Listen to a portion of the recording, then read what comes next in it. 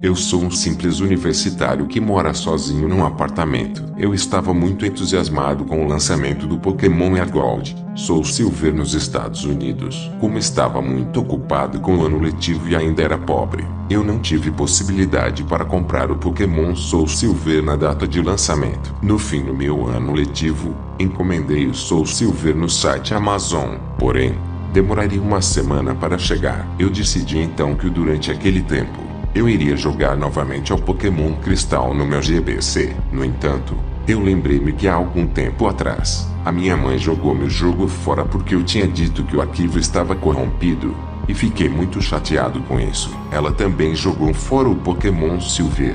Então apenas restava o meu GBC. Como de costume, entrei no GameStop e comprei uma cópia usada da versão Silver.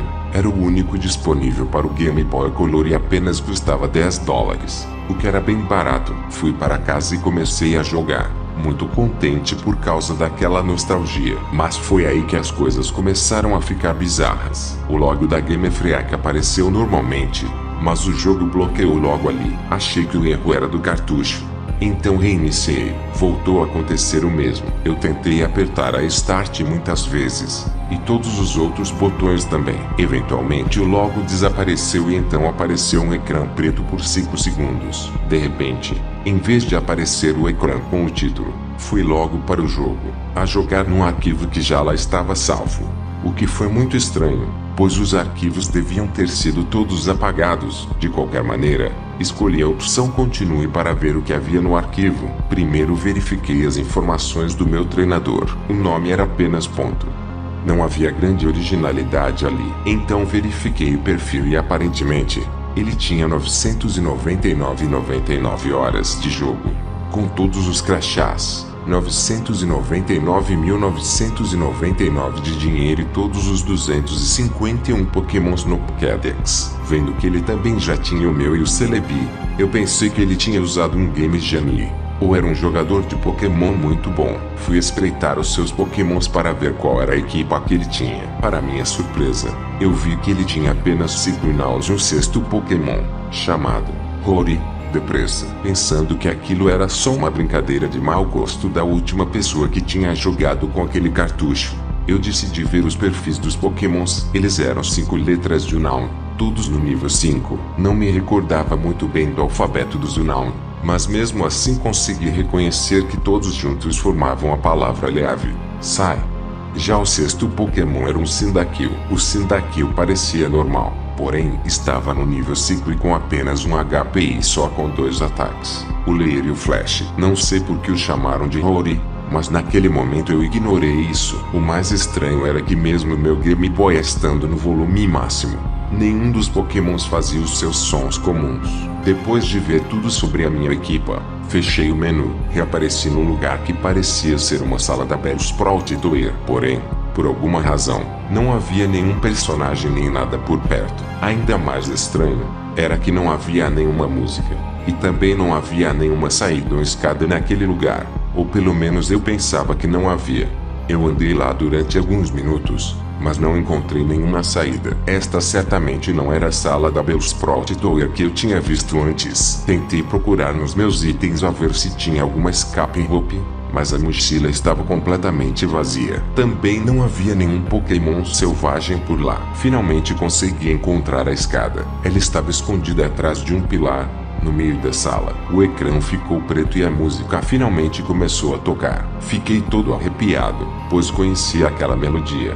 Era o tema que se ouve na rádio quando estamos em Alpe Ruins, lugar onde estão os Unown. Entretanto fui parar a uma sala totalmente escura e tive que usar o flash. De seguida fui ao meu Pokéger para mudar a música para algo menos assustador e reparei que não tinha rádio card nem nada, apenas tinha um map card, em que o Gold estava num espaço totalmente escuro. Imediatamente, eu lembrei-me que o Cyndaquil tinha o flash, então fiz com que ele usasse. Não apareceu nenhuma mensagem a dizer Rory Asus e Flash, ou algo assim. A sala simplesmente ficou iluminada e logo de seguida arrependi-me de ter feito isso. A sala era de uma cor vermelho sangue muito arrepiante, com um caminho cinzento direcionado para sul. A escada que usei para chegar ali tinha desaparecido. Eu não tinha escolha.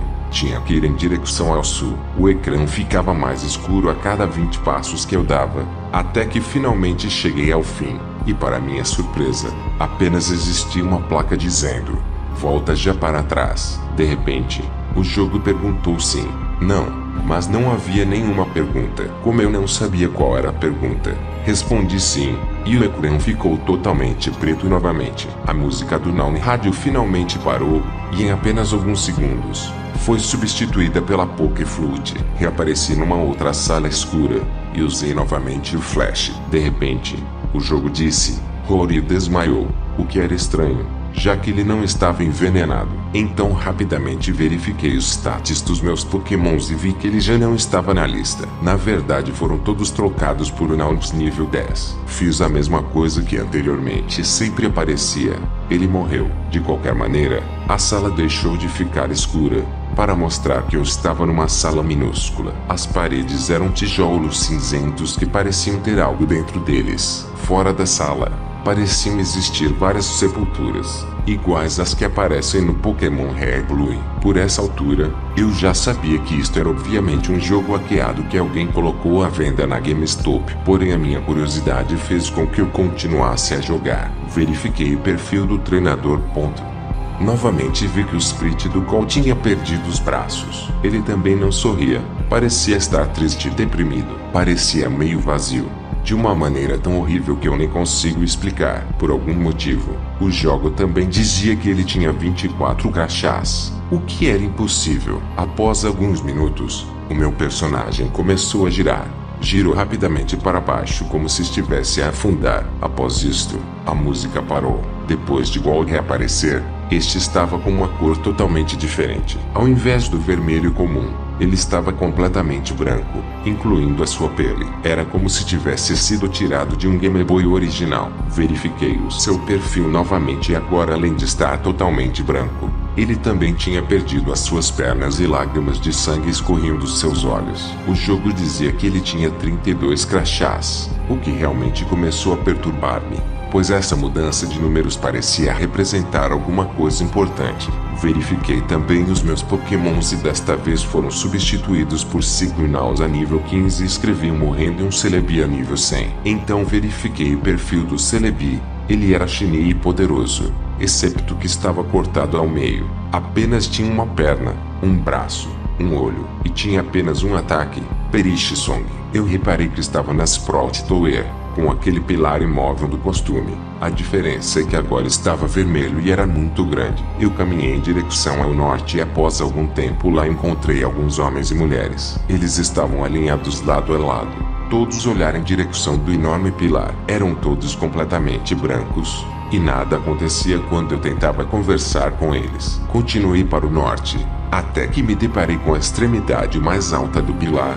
Ele estava partido, e também estava lá a Red, e, sem apertar nenhum botão, finalmente fui transportado para uma batalha. Começou a tocar novamente a música do Now Radio. Porém, estava a tocar ao contrário. O Sprit do Gol no modo de batalha é quase igual aos outros Sprits anteriores, a chorar lágrimas de sangue, com pele branca e com falta de braços. O texto que apareceu no ecrã só dizia: quer batalhar? Ambos tínhamos apenas um Pokémon cada. O Celebi apareceu apenas com metade do seu corpo e o Red escolheu um Pikachu normal, mas no nível 225. E também parecia muito triste com lágrimas nos seus olhos. Ao invés do menu do costume, com todas as opções, a única opção existente era de atacar. Pikachu usei de curso. Diminuiu a sua velocidade e aumentou todas as outras habilidades. Eu nem sabia que o Pikachu podia usar essa habilidade. Celebi usei Perichisong. Em 3 rodadas, os 2 Pokémon desmaiaram.